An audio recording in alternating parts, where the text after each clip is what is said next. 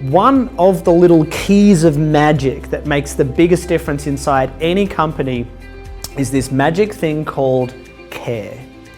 It's inspiring a culture of people that give a shit. Now, contrastively, how many businesses have you been in, or have maybe you've worked for as well, where you've been around people that don't care?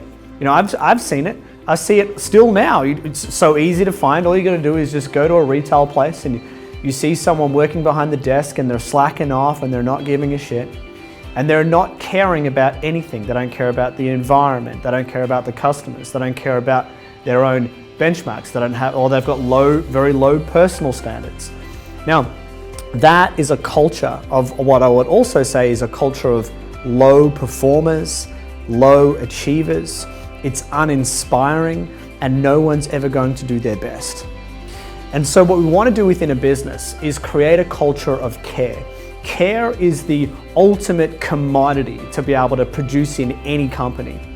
It's having a place where people care about the little things. Now, one of the things that we'll talk about inside the training as well is a measurement of how a culture is doing is how are all the little things going. It's easy to look at the big things. So for example, here at the Coaching Institute, I could say, well, what are the big things? Well, for example, running this event, that's what I call a big thing. So a 3-day training, let's make sure that that is successful. Well, what about all the little things? So a little thing could be as simple as, does everyone come to the Monday morning meeting? Because we have a Monday morning meeting at 8:30 a.m. Does everyone rock up on time? Another little thing, does everyone rock up on time and are they attentive to the meeting, or do they look like they woke up 10 minutes ago? Another little thing, does everyone put in care with their dress? Or are they kind of communicating through their dress? It's like, yeah, this is not that important to me. And would they maybe dress better in an environment that had more importance to them, or something like that? Another example of what is seemingly a little thing, but the little things are the big things. That's the key. So the little things in an organization are the big things. This is another little one, is are problems solved by putting out fires? Which means there's a problem, fix it. There's a problem, fix it. There's a problem, fix it.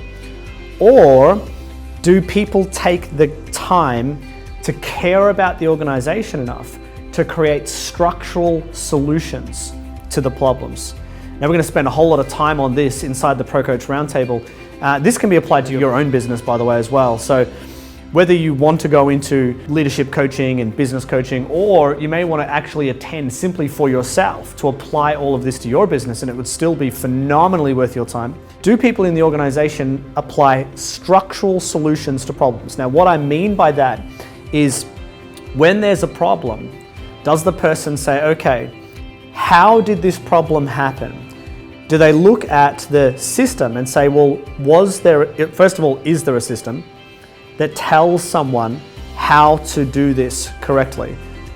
No? Okay. Now the next thing is am I going to care enough about it to write the system now, or to write the system tonight, or at minimum to put in a reminder to write it this week, so then that problem never happens again?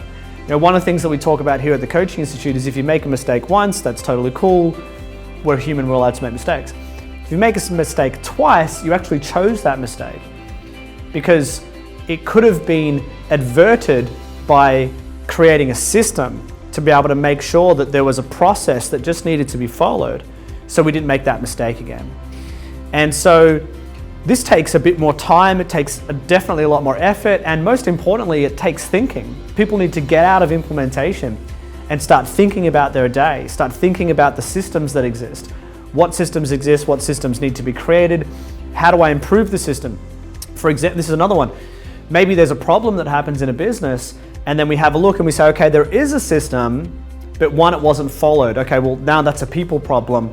Let's have a chat with that person and see what, maybe they need more training or something like that to be able to follow the system. Or the system was there, but it's incomplete. Okay, now we need to update the system. We need to improve it. And that, all of the environment to all of this is, do you care enough about the business to actually make these changes? Or most companies have cultures of disengagement. People are uninspired. They see work as a place to go to get paid, and it's transactional, versus a place for people to come and be their best, to be creative, to do their best work, to really be part of an organization where they feel like they can contribute, and even more than that, where they feel like they can grow into their best selves. That is what an award-winning, world-class culture